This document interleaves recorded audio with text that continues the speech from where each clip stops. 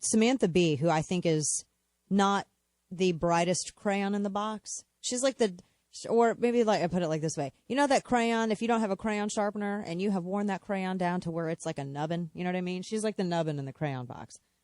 So she did this video, and I'm sure she thought it was brilliant when she was doing it, about gun rights, right? And she was trying to make this claim that it's easier to purchase a firearm than to purchase the NRA's mascot, the Eddie Eagle mascot outfit. And so she has her own, she was on Daily Show. Now she has her own, like what, comedy show or something to that effect.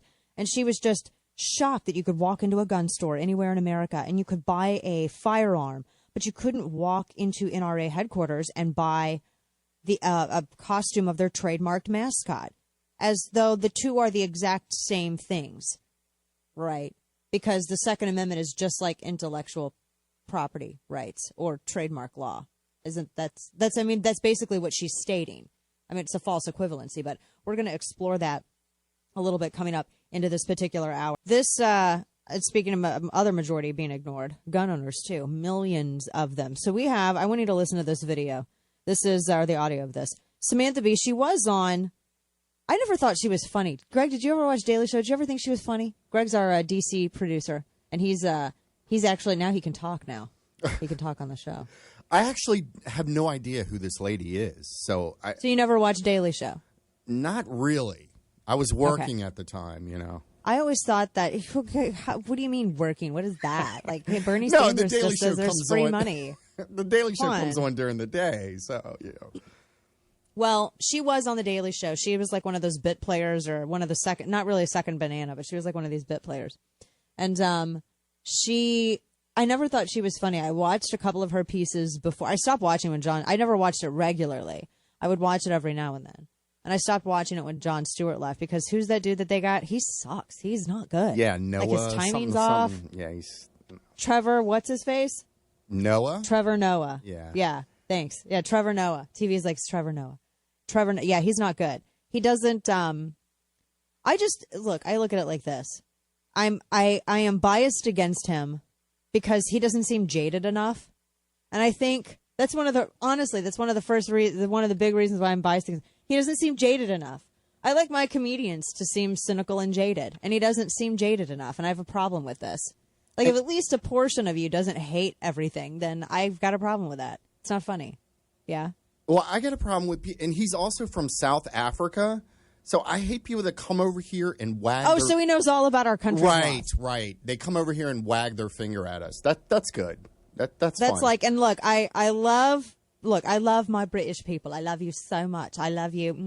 Kisses. I'm sure they don't do that, but I do have a problem when anybody, whether they're British or anyone, they come over to the United States and they're like, let me tell you about your Second Amendment.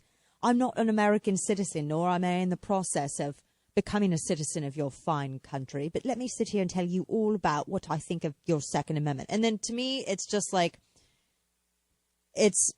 you might as well just shoot a Nerf gun at a tree. That's about the effect that those opinions have with me. They're saying them. Am I hearing them? No, I'm not hearing them, but they're saying them nonetheless. It's kind of annoying.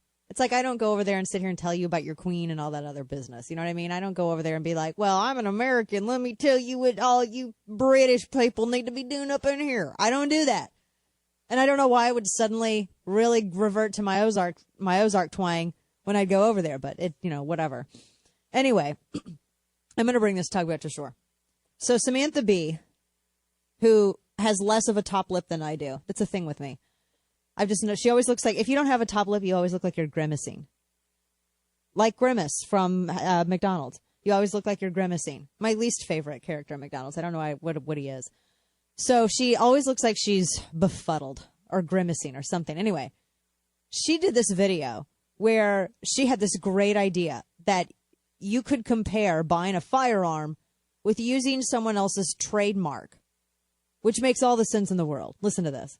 I found out there's one thing the NRA doesn't mind regulating. The NRA's gun safety mascot, who, when not in super lame cartoon form, is sent around the country patronizing children with unlistenable raps about guns. Guns shouldn't be left lying around. Yeah, stop. But there's something about that costume. I had to have one.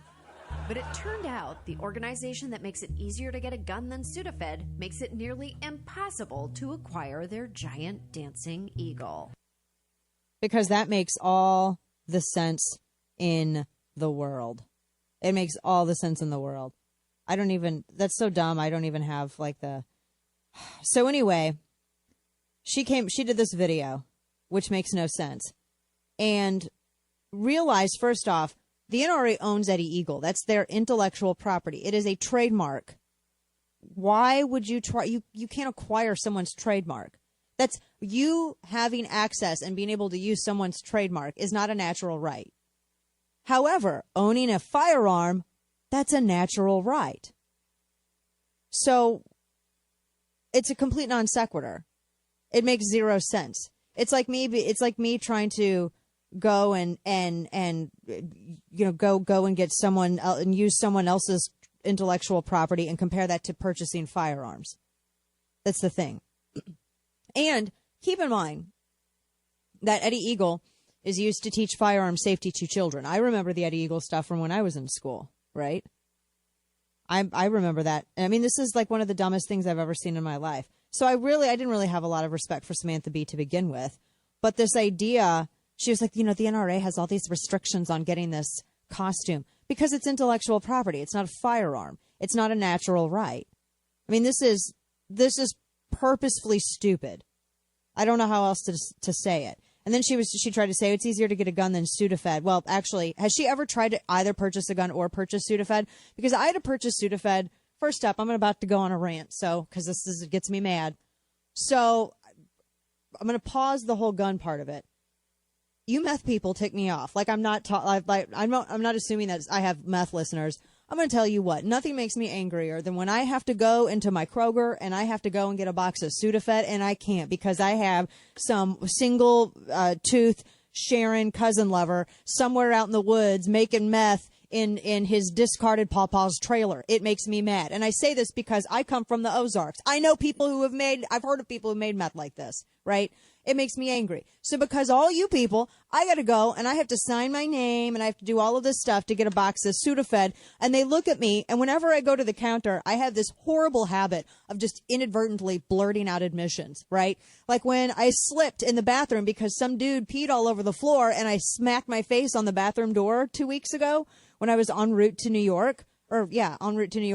And the flight attendant had to check on me and make sure I was okay. And I screamed out, I just slipped on some pee, because I didn't know what else to say, right? I didn't want them to think that I was actually attempting to hijack the plane. Who knows, right? So it was honest, and I said the first thing that came to my mind. And as I was saying it, my brain went, no, stop. Anyway, so whenever I buy Sudafed and I go up to the counter, to the pharmacist counter, and I have to get it, do you ever feel like you're doing the perp walk? Even though you're totally innocent. You feel like you're doing the perp walk when you walk up there. And I always go, I need some Sudafed and not to make meth with it. I feel like I have to say that. I know I'm not making meth with it. Why do I care that they know that I'm also not making meth with it? I feel put out, Greg. It makes me mad because I have to go up and be like, I'm sick. And I feel like maybe I should exaggerate my symptoms so they can truly see, oh, yep, she's not using it to make meth. She really is sick. Do Guys, they ask she needs for this. multiple IDs and all that stuff? Oh, I got to put my ID down, and I have to sign this list, and that list goes to some magical place where people look at the list, and they're like, I guess she's not a meth maker. Guess she can have some Sudafed. But I've heard all sorts of horror stories. Like if you buy too much Sudafed, and if you buy Sudafed in multiple places, maybe you'll get a visit. This aggravates me. This makes me angry. So because of the meth people.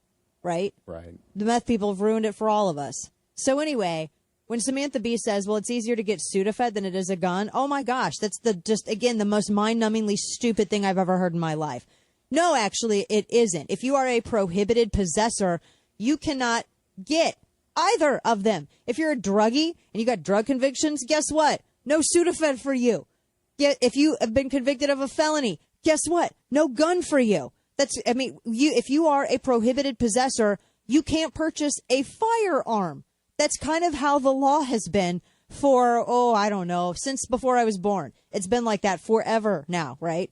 And so they're completely not the same thing. They're all regulated Sudafed and firearms, excuse me, are all regulated where you have to purchase them in a certain way.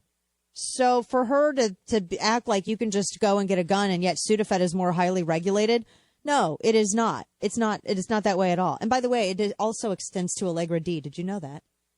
I had to, every now and then I have to take Allegra D. And Allegra D, I mean, if you have 31 days in a month and there's only 30 in the box of Allegra D, you're screwed that day unless you send out your significant other. And then, they're like, wait a minute, did you come here to get that for the woman who said she wasn't making meth? So then her idea with this, that it's a lot easier to purchase a firearm than it is to get somebody else's intellectual property or to purchase Sudafed. It's dumb. Samantha Bee has never, ever tried to purchase a firearm. Ever. You can tell this. I can always tell whether or not someone has ever bought a gun. It's the people who have not purchased guns and they try to tell you the process of purchasing a gun. It's like watching a befuddled baby in the floor struggling with a shape sorter. It's the same thing. Have you seen that? That's a really sad thing to see. When you see a sad little baby trying to shove a a circular shape in a square hole, it's just not working, right? Anyway, so that's that whole situation. That was just one of the dumbest videos that I've ever seen in my entire life. It's horrific. Let's go to the phones really quick because we do have someone. I don't know if he's seen the Samantha Bee thing. Adam is on the phone. Adam, welcome to the program. Hey, Dana, it's good to talk to you. I talked to you a while back. I enjoy the show a lot. Thank you. Yeah, I caught this conversation on the radio, and I'm just like, for one thing, guns are for sale. Guns are something you can purchase. Mascots aren't for sale. So It would make sense that it's hard to purchase Eddie the Eagle when he's not for sale. Like, you can't, some things aren't for sale. Like, I was telling the call screener that I'm a Colts fan. I live in Indiana. And I can go to Lucas Oil Stadium and I can buy an Andrew Luck jersey because it's for sale. I can't buy the mascot blue because he is not for sale. So it would make sense that it's easier to buy something for sale than to buy something that's not on the market for sale. So it is she did not think it through. No, none of her friends, if she has any, thought it through and was like, that's not really a good argument. That doesn't make any sense. But, no, you make a great point. Like, apparently her staff. Go ahead. Yeah, I mean, things that are for sale can easily be purchased, and things not for sale aren't that easily purchased if you even could purchase them. So, yeah, she didn't give that much thought. So yeah. No, I know. It makes it's I can't believe no one in her staff didn't catch that. I know, it's silly. Adam, I appreciate the call in. Thanks so much for calling. Yeah, how did anyone in her staff be like, you know what, Samantha? It's kind of a stupid argument. This is a bad argument to make. Maybe you shouldn't make this one. Just because it's dumb. Doesn't make any sense. Apparently no one thought to tell her that.